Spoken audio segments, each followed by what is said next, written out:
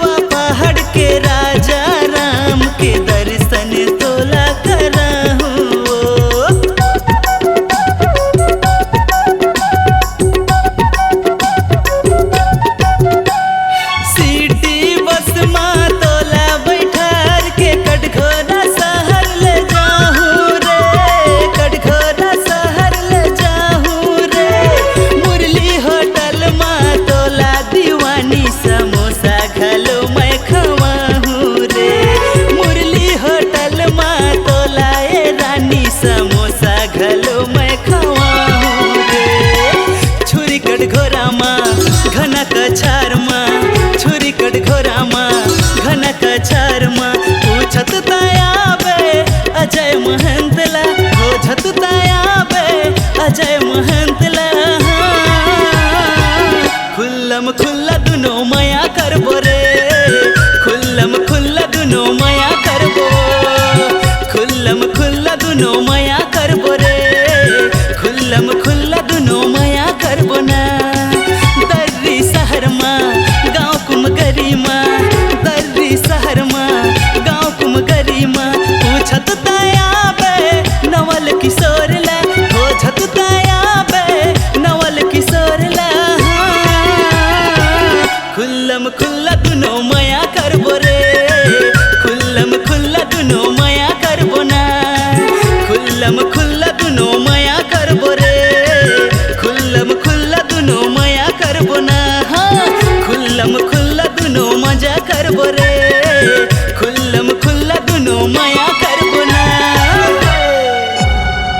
C-Log Digital Recording Studio, Cordoba. Contact number 99071192115.